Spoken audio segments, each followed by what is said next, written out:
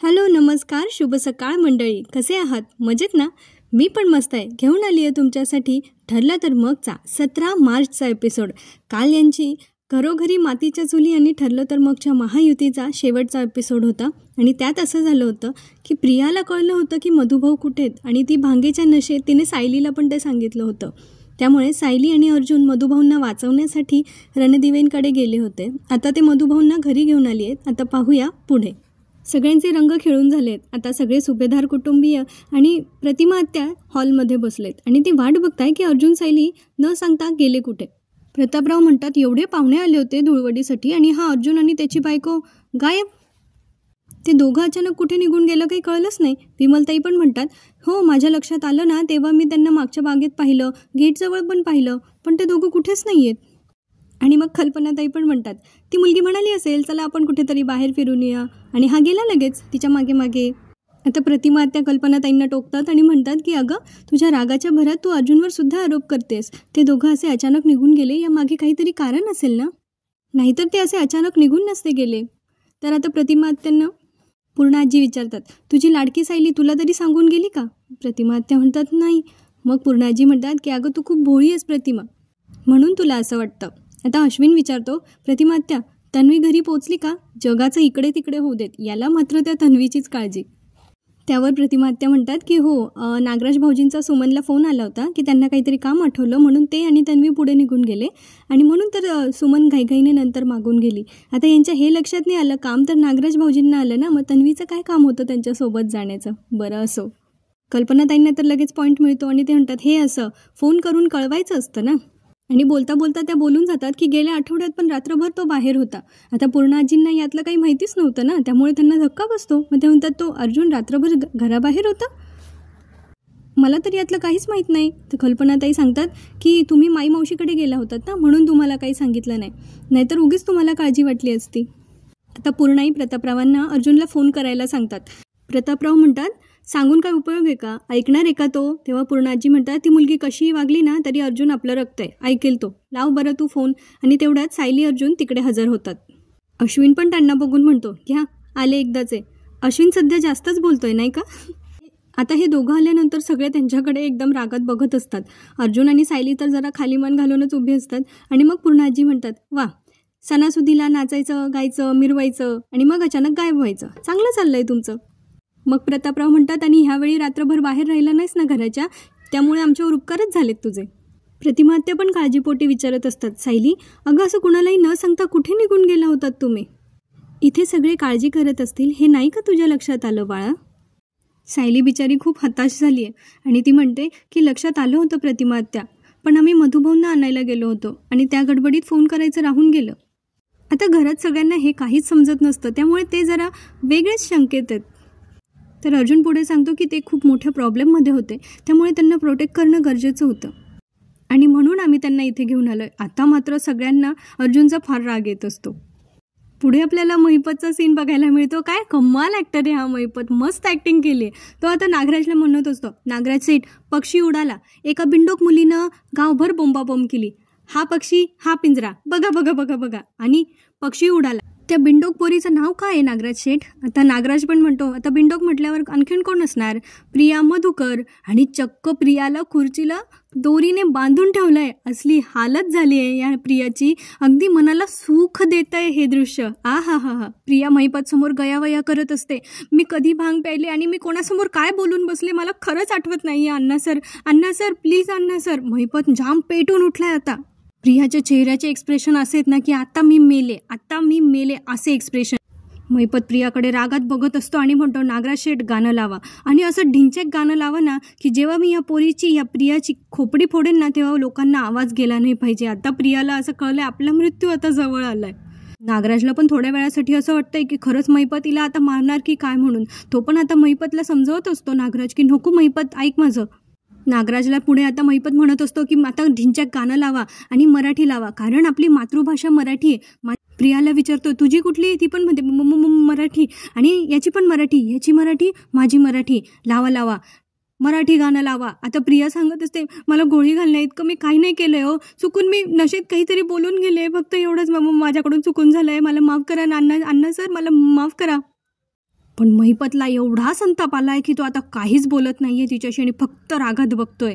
आता दुसरीकडे अर्जुन घरच्यांना सांगतोय की पूर्णाजी, डॅड, मम्मा आता पुढचे काही दिवस मधुभाऊ आपल्याचकडे राहतील. तेव्हा सगळ्यांना असं वाटतं हा डायरेक्टली आपल्याशी असं कसं काय सांगतोय की ते इथेच राहतील म्हणून. आणि पूर्णाजी म्हणतात पण हे तू कसं काय ठरवलंस अर्जुन, हे घर काय तुझ्या एकट्याचं आहे. आणि त्यावेळी प्रतापराव पण म्हणतात की कायद्याने तू कसा या घराचा मालक आहेस, आता ते इथे बोलू नकोस. खरं तर अर्जुन नम्रपणेच बोलतोय पण या सगळ्यांना कळतच नाहीये. आता अश्विन पण पुढे म्हणत असतो की दादा असे मोठे मोठे डिसिजन ना आपण डिस्कस करून घेतो, असे परस्पर ठरवून ते डिक्लेअर करत नाही. खरं तर सायली आणि मधुभाऊ फार मानी लोक आहेत आणि त्यांना अशा पद्धतीने अपमान झालेला सहन नाही होते. म्हणून मधुभाऊ म्हणतात की साऊबाळा म्हणून मी इथे येत नव्हतो. खरं तर वडिलांनी लेकीच्या घरी राहू नये आणि असं म्हणून ते सायलीचा हात सोडवत तिथून निघू लागतात. पण अर्जुन म्हणतो थांबा मधुभाऊ. पण मधुभाऊ म्हणतात जावई बापू मला आग्रह करू नका, येतो मी. आता सायली मधुभाऊंना समजावत असते की मधुभाऊ तुम्हाला माहिती आहे ना बाहेर परिस्थिती कशी आहे. बिचारीच्या डोळ्यात पाणी असतं आणि चेहऱ्यावर तिच्या वेदना स्पष्ट दिसत असतात. आता ती मधुभाऊंना आणि इतर सगळ्यांना सांगत असते की घरात कुणी राहायला पाहिजे, हा डिसिजन सगळ्यांनी मिळूनच घेतला पाहिजे. पण आता परिस्थितीच अशी आहे ना, म्हणून मी तुम्हा सगळ्यांना आणि बिचारी हात जोडून सगळ्यांना विनंती करत असते की मी तुम्हाला हात जोडून विनंती करते की पुढचे काही दिवस माझ्या मधुभाऊंना इथे राहण्याची परवानगी द्या. सगळे त्यांच्याकडे जरा आश्चर्याने आणि रागातही बघतायत कारण अजूनही ही गोष्ट कुणाला रुचत नाहीये. पण अर्जुनला हे काही बघवत नाही की सायली सगळ्यांसमोर हात जोडतीये. म्हणून अर्जुन सायलीला म्हणत असतो की तुम्हाला हे करण्याची काही गरज नाहीये. हे का करताय तुम्ही मिसेस सायली, तुमच्या घरात राहण्याचा तुमच्या बाबांना पूर्ण अधिकार आहे. आणि आता मात्र सगळ्यांच्या जरा भुवया उंचावतात कारण त्यांना असं वाटतं की पुन्हा आता अर्जुन अधिकाराबद्दल बोलायला लागलाय. पण त्याच्याकडे आता दुसरं ऑप्शनच नाहीये कारण हे लोक ऐकून घेत नाहीये आणि मधुभाऊंची सिक्युरिटी तेवढीच इम्पॉर्टंट आहे. आता दुसरीकडे पुन्हा आपल्याला महिपतचा सीन बघायला मिळतो. का कुणाच ठाऊक, पण प्रिया जेव्हा प्रॉब्लेममध्ये असते ना तेव्हा मला फार आनंद होतो. महिपत आज कुणाचं ऐकून घ्यायलाच तयार नाहीये. तो नागराजला म्हणत असतो की आता काय तुमचं कातडं काढून त्याचा ढोल बनवून तो वाजवू का, मग लावा पटकन. तर नागराज पण म्हणतो हो लावतो. महिपत म्हणतो लावा पटकन लावा, असं ढिंचॅक गाणं लावा. प्रिया म्हणते नको काका नको ना प्लीज अण्णा सर माफ करा असं म्हणत आता ती गयावया करत असते. आणि त्यानंतरचा महिपतचा डान्स बघण्यासाठी तुम्ही आज रात्रीचा एपिसोड अजिबात चुकवू नका. फुल एंटरटेनमेंट असणार आहे. त्यानंतर महिपत जो डान्स करतो ना हा मज्जा आली एकदम. महिपत पुढे प्रियाला सांगत असतो एक ओळ म्हणजे गाण्याची एक ओळ एक गोळी, दुसरी ओळ दुसरी गोळी, 6 गोळे आहेत माझ्या बंदुकीत, लावा गाणं लावा. आणि तो नाचायला सुरुवात करतो. आणि गाणं असतं आलिया गावात अजब वरात उगवली चांदणी जणू ही उन्हात. जेवढा महिपत नाचण्यामध्ये गुंग असतो ना तेवढीच प्रिया त्याची माफी मागण्यामध्ये गुंग असते. बिचारीला आता काही कळत नाहीये मी आता ह्या प्रॉब्लेममधून स्वतःला कसं सोडवू. ती कधी नागराजच्या कधी महिपतच्या पायास पडायची बाकी आहे कारण बिचारीला बांधून ठेवलंय म्हणून तेही तिला करता येत नाहीये. नाहीतर ती सरळ यांच्या पायात लोळून गेली असती. पहिली ओळ संपते आणि महिपत पहिली गोळी झाडतो आणि ती एका बॉटलवर असते. पण प्रियाला नाही लागत. पण प्रिया जाम घाबरली आहे. ती एकदम जोरात ओरडते अण्णा सर मला माफ करा, अण्णा सर मला मरायचं नाही अण्णा सर. ती इतकी ओरडत असते ना की तिला महिपत ओरडतो आणि म्हणतो मेली कुठे तू, पहिली गोळी गेली, तुझं नशीब तू वाचली आणि आता दुसरी गोळी मी झाडणार, त्यात जर तू मेली नाही तर तुझं नशीब आणि मेली तर आमचं नशीब. आणि आता पुन्हा ते गाणं सुरू करायला सांगतात आणि पुन्हा महिपत त्याच्या वेड्या वाकड्या भावभावनांमध्ये नाचायला सुरुवात करतो. बॅकग्राऊंडला गाणं चालूच असतं अरे वाढीव. आणि असं बराच वेळ तो नाचण्याचा आनंद घेत असतो. नागराज पण तिकडे टेन्शनमध्ये आता दुसरी गोळी प्रियाला लागली तर. आणि मग तो दुसरी गोळी झाडतो पण ती पण गोळी प्रियाला न लागता ती एका बाटलीला लागते आणि काचेची बाटली टपकन फुटते. आता अजून बराच वेळ महिपत नाचत असतो त्याच्या धुंदीत मस्तपैकी नाचत असतो आणि मग तो तिसरी गोळी झाडतो पण ती प्रियाला लागत नाही. ती पुन्हा लागते एका कंदीलला आणि कंदीलही कचकन फुटतो. लहानपणी तुम्ही हे गाणं ऐकलंय का, आटली बाटली कचकन फुटली, त्याच टाईपमध्ये. नंतर अजून 5 गोळ्या पूर्ण होईपर्यंत कधी सिलिंगला कधी बॉक्सला असं महिपत इकडे तिकडे गोळ्या झाडत असतो आणि त्या प्रत्येक झाडणाऱ्या गोळीसोबत प्रियाचा जीव असा मानेपर्यंत वर येत असतो जो कधीही बाहेर पडेल असं तिला वाटत असतं. पण महिपत या सगळ्या क्षणाचा पुरेपूर आनंद घेत तिला प्रियाला दहशत दाखवत असतो. आता परत सुभेदारांच्या घरचा सीन आपल्याला बघायला मिळतो. अर्जुन सायलीचा हात पकडतो की तू हात जोडू नकोस. आता कल्पनाताई अर्जुनला म्हणतात अर्जुन तुला इथे राहू देतोय ना, तू त्याचं नशीब समज. तू आम्हाला कायदा दाखवलास ना म्हणून तुला आतमध्ये येऊ दिलं. पण आता अर्जुन समोर काहीही पर्याय नाहीये कारण हे लोक त्याचं ऐकून घेत नाहीये. त्यामुळे आता अर्जुन म्हणतो की मला पुन्हा तोच कायदा का दाखवायला लावतेस मम्मा. आता अर्जुनच्या इतक्या टोकाच्या बोलण्यानंतर मधुभाऊंना असं वाटतं की आपल्यामुळे ह्या दोघं मायलेकांमध्ये आणि घरातल्या इतरांमध्ये भांडणं होत आहेत आणि कुठल्याही स्वाभिमाना माणसाला हे सहन नाही होतो. म्हणून मग आता मधुभाऊ म्हणत असतात की जावई बापू मला जाऊ द्या, माझ्यामुळे जर तुमच्या घरात कलह होत असतील तर मी ते कसे सहन करू.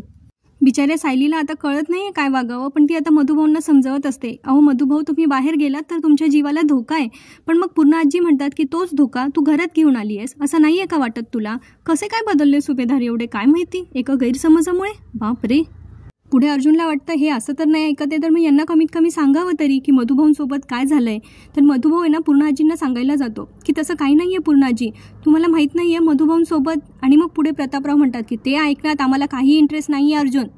पुढे ते अर्जुनला सांगत असतात की मुळात तुझी ही बायको या घरात राहत हेच आम्हाला मान्य नाही आहे, त्यामुळे तिच्या माहेरच्या लोकांनी या घरात येऊन राहण्याचा काही प्रश्नच येत नाही.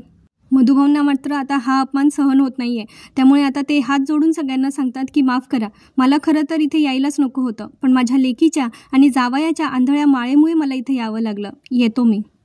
आणि सगळ्यांची माफी मागून मधुभाऊ निघत असतात. आता पुढे आलाय महिपत, त्याचा डान्स अजून बाकी आहे ना. आता महिपत प्रियाच्या अगदी जवळ आलेला असतो, म्हणजे तिला साक्षात यमराज समोर दिसत असतात. आणि आता तो म्हणतो तिला की आधी ना मी सुईच्या टोकावर सुद्धा निशाणा लावायचो, पण आता माझी नेमबाजीची प्रॅक्टिस जरा कमी झाली आहे, अजून प्रॅक्टिस करावी लागेल. आणि मग ते पुढे नागराज सरांना म्हणजे नागराजला म्हणतात की सुरुवातीच्या टिकलीपासून करू का. हां करू. आणि आता तो मागे मागे सरकत एक डोळा बंद एक डोळा चालू असं करून आहे ना नेमबाजीसाठी प्रियाच्या टिकलीवर जसा काही निशाणा धरत असतो. प्रिया जाम घाबरली आहे, तिला असं वाटतंय कधी माझा गेम वाजणार आहे आता असं. आणि मग ती आता तिच्याकडे दुसरं ऑप्शन नाही आहे नागराजच्या पाया पडण्याशिवाय, आणि ती म्हणते काका प्लीज मला वाचवा ना, सांगा नाही ना काहीतरी, प्लीज काका मला वाचवा ना.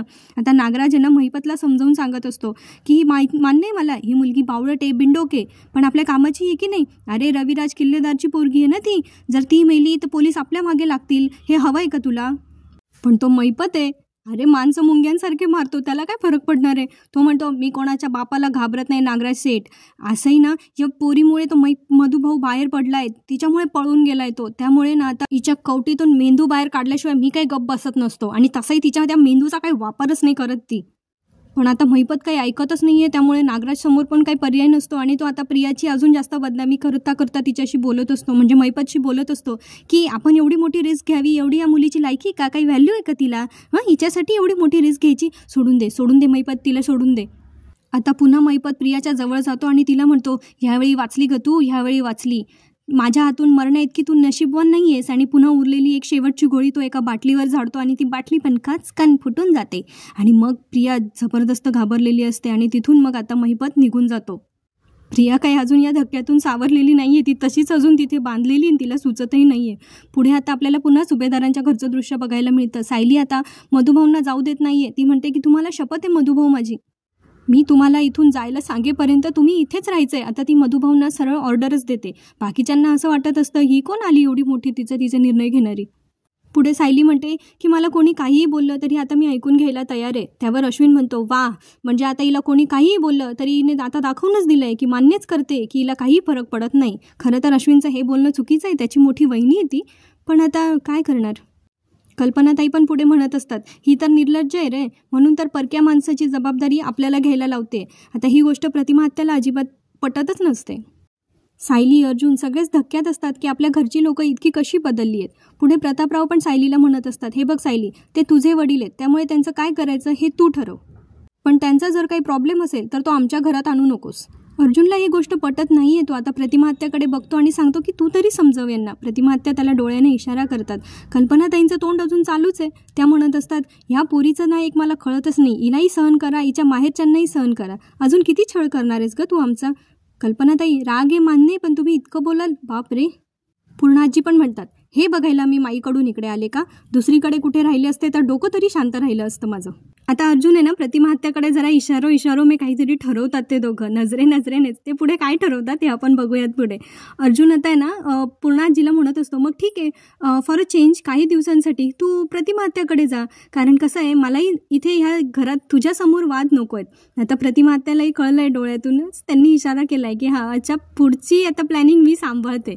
पण अर्जुनच्या ह्या वाक्याने म्हणजे पूर्णाजीला प्रतिमा आत्याच्या घरी पाठवल्याच्या ह्या निर्णयाने सगळे मात्र करून अर्जुनकडे बघताय की हा कोण, हा डायरेक्टली हा निर्णय घेतोय की आता पूर्णाजीने इथे नाही राहायचं आणि प्रतिमा आत्याकडे जाऊन राहायचं. आता प्रतिमा आत्या म्हणतात की नेलं असतं रे, पण सध्या जरा कठीण दिसतंय. आता प्रतिमा आत्याच्या ह्या सिक्सरने अजून सगळ्यांना शॉक बसतं की प्रतिमा आत्या पूर्णाजीला नाही म्हणताय. बाप रे, कसं काय होऊ शकतं हे. पूर्णाजींना पण मात्र वाईट वाटतं. त्या म्हणतात की प्रतिमा, तशी मी तुझ्याकडे आले नसते, पण मला वाटलं तू आनंदाने तयार होशील. प्रतिमा आत्या म्हणतात मी घेऊन गेले असते पूर्णाई, पण मी तुम्हाला माझ्या घरी घेऊन गेले आणि रविराज सध्या इतके चिडलेत की त्यांनी जर तुमची किंमत नाही ठेवली तर त्यांचीच किंमत कमी होईल ना, आणि मला त्यांची किंमत कमी झालेली नाही चालणार. पुढे कल्पनाताई म्हणतात अगं प्रतिमा, रविराज भाऊजी असा त्यांचा राग पूर्णाईंवर नाही काढणार, त्यांचं मन खूप मोठं आहे अगं.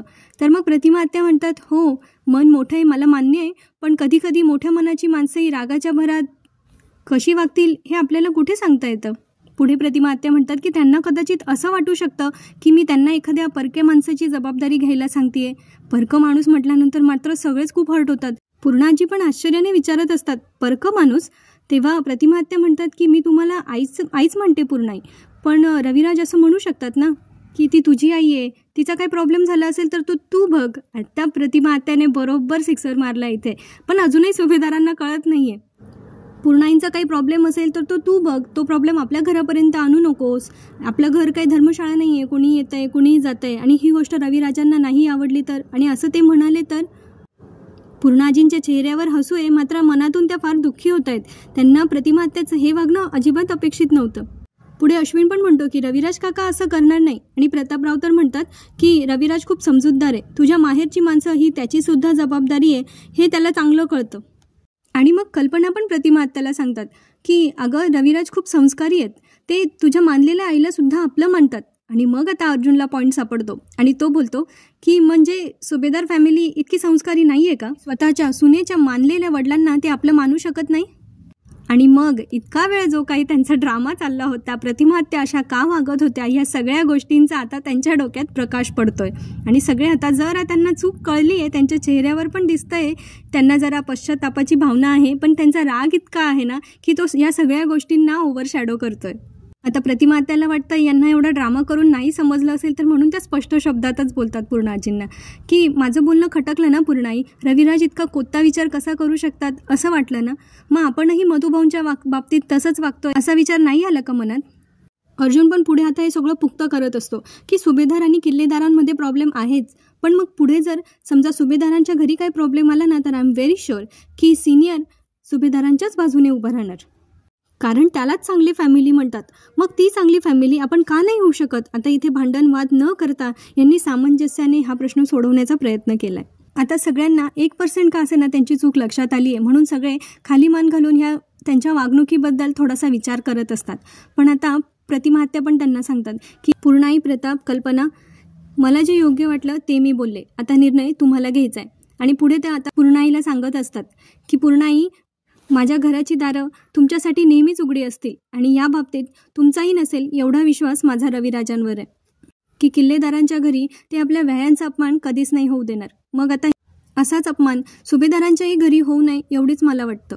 आता यानंतर निर्णय तुम्हीच घ्यायचा आहे. म्हणजे आता त्यांनी पटवून तर दिलं आहे, पण त्यांनी जबरदस्ती पण केलेली नाही आहे, म्हणजे यांना त्यांची चूक समजवायला पाहिजे एवढंच मात्र प्रतिमा आत्याला वाटतंय. हे सगळं बोलत असताना प्रतिमा आत्याच्या डोळ्यात पाणी आणि कंठ मात्र दाटून आलाय. आता सगळेच विचार करत असतात. अर्जुन म्हणतो सो आता कुणाला काही बोलायचं आहे, पण प्रतिमा आत्याच्या बोलण्याने सगळेच निरुत्तर झालेत, त्यामुळे कोणीच काही बोलत नसतं. तर सायली म्हणते म्हणजे मी समजू का की तुम्हा सगळ्यांचा मधुभाऊंचा इथे राहण्याला होकार आहे, पण तरीही कोणी तिला स्पष्टपणे उत्तर हो म्हणून सांगत नसतं. मग अर्जुनच म्हणतो हो, आणि नंतर अर्जुन विमलताईंना सांगतो की मधुभाऊंना आउट हाऊसमध्ये घेऊन जा, तिथे त्यांना आरामात राहता येईल. पण ॲग्रेसिव्ह अर्जुनचं या शांतीतल्या क्रांतीमुळे काही समाधान झालेलं नाही आहे. तो आता सगळ्या घरच्यांना म्हणत असतो की तुम्हाला सगळ्यांना कळतंय की मधुभाऊंचा असा अपमान व्हायला नको होता, पण तरी तुम्ही तसं वागलात कारण तुमचा इगो आड येतोय. त्यावर आता अश्विन म्हणतो इगो, तर अर्जुन म्हणतो हो इगोच, कारण तुम्हाला आमचा राग आला आणि तो तुम्ही सोडलाच नाही, तो धरून ठेवलात, याला कारण तुमचा इगो आहे. पूर्णाजी, मी आत्ताच विचारलं ना की आपण एक आयडियल फॅमिली का नाही होऊ शकत. आपण एक आयडियल फॅमिली होतो पूर्णाजी, पण आता तुम्हाला आमचा इतका राग आलाय की तो तुम्ही धरून ठेवला आणि तो सोडतच नाही आहात. पुढे अर्जुन सगळ्यांना विचारत असतो की आपण तर नेहमी तुम्ही आम्हाला शिकवत असतात ना की इतरांना मदत करायची, मग आता तुम्ही तुमच्या डोळ्यावर अशी कुठली पट्टी बांधली आहे की तुम्हाला काही दिसतच नाही आहे? तुमच्यासारख्या चांगल्या माणसांमधली माणुसकी गेली कुठे? जरा कुठे पॉझिटिव्ह इम्पॅक्ट पडतोय असं वाटत होतं, पण प्रतापराव मध्ये बोलले आणि ते म्हटले, असं एवढं बोलायची काही गरज नाही आहे अर्जुन. एकतर आम्ही तुझ्या या बायकोला या घरची सून मानतच नाही, त्यामुळे तिच्या गुन्हेगार बापाला या घरात ठेवून घेण्याचा प्रश्नच येत नाही. आता अर्जुनची तळपायाची आग मस्तकाला जाते आणि तो ओरडून त्यांच्यावर बोलतो की गुन्हेगार नाही आहेत ते. अर्जुन पुन्हा त्याच्या आवाजाची पट्टी खाली करत म्हणतो की गुन्हेगार नाही आहेत ते. डॅड, मॉम, तुम्ही मला नेहमी शिकवलंय की नेहमी निर्दोष माणसांची मदत केली पाहिजे. मग आता माझे ते पॅरेंट्स कुठे हरवलेत? मला ते सापडत नाही आहे, but I am very sure की एक दिवस ते मला नक्की सापडतील. आता अर्जुनच्या डोळ्यात त्यांनी इतका छान अभिनय केला आहे ना की त्याच्या डोळ्यात त्याची ती नाराजी, त्यांच्याबद्दलचं प्रेम अगदी छान दिसतं. पूर्ण आजीलाही त्यांची चूक समजतीये, पण जसं अर्जुन म्हणाला त्याप्रमाणे त्यांचाही इगो आड येतोय आणि त्या म्हणतात की आता मला ही काही ऐकायचं नाही आहे, मी जाऊन माझ्या खोलीत बसते. आता सगळे इकडे तिकडे होतात. त्यानंतर अर्जुन पण सायलीकडे बघत जरा तिला दिलासा देत असतो की जाऊ देत, झालं गेलं, आता सोडून देऊया. आणि आता इकडे मधुभाऊ आउट हाऊसमध्ये थांबलेत, सायली आणि अर्जुन तिथे आलेत आणि अर्जुन मधुभाऊंना समजावून सांगत असतो की तुम्ही आता इथे आरामात राहा.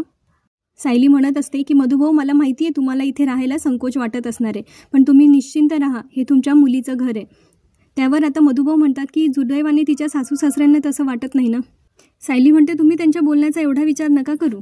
आणि अर्जुन पण म्हणतो की आता मी त्यांना उत्तर दिलंय ना, तर मुळात मधुभाऊंना तेच नाही आवडलंय. तर ते म्हणत असतात की आपल्याच घरच्या माणसांना अशी उत्तर देण्याची वेळ कुणावर येऊ नये असं मला वाटतं. सायली म्हणते तुम्ही त्याचा एवढा विचार नका करू आणि त्यांची नाराजी आमच्यावर आहे.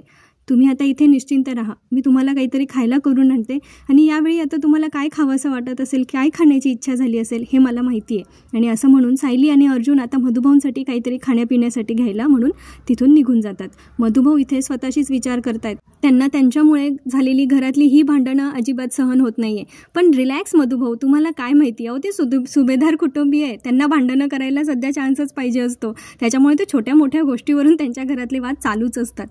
बरं, चला, आजचा एपिसोड इथे संपलेला आहे. माझी तब्येत जरा बरी नव्हती म्हणून गेले 2-3 दिवस तुम्हाला प्रॉमिस केल्याप्रमाणे मी व्हिडिओ नाही घेऊन येऊ शकले. मला खरंच माफ करा. आणि माझ्या आवाजातला आजचा रिव्ह्यू आवडला असेल तर चॅनलला लाईक करा, शेअर करा, सबस्क्राईब करा. पुढच्या भागात त्यांनी आपल्याला असं दाखवलंय की अर्जुन म्हणत असतो की मधुभाऊ आता आपल्याकडे आहे, त्यामुळे थोडे दिवस महिपत शांत असेल, तो आता काही करण्याची रिस्क घेणार नाही. पण सायलीला असं वाटतंय की जर तो घरापर्यंत आला मधुभाऊंसाठी तर मी खरंच आपल्या घरच्यांचा जीव धोक्यात तर नाही ना घातलाय, आणि खरंच सायलीची भीती खरी ठरेल की काय असं आपल्याला पुढच्या भागांमध्ये बघायला मिळू शकतं. कारण महिपत आता पेटून उठलाय, तो काय करेल त्याचा खरंच काही नियम नाही आहे. आणि आता अर्जुनला पण विचार करतोय अर्जुन की आता काय करायचं, असं या दोघांमधलं डिस्कशन पुढच्या भागामध्ये आपल्याला बघायला मिळेल. आणि दुसरीकडे आपल्याला असं पण बघायला मिळतंय की पूर्णा आजी आणि सगळे सुभेदार कुटुंबीय नवरदेव म्हणजे अश्विनला घेऊन गेले आहेत किल्लेदार. आणि पूर्णा आजी आता प्रतिमाशी बोलत असतात की आम्हाला तुझ्याशी थोडं बोलायचं आहे आणि ते महत्त्वाचं आहे. आम्ही इथे आलो आहे ते तन्वीला मागणी घालण्यासाठी आणि आमच्या अश्विनसाठी.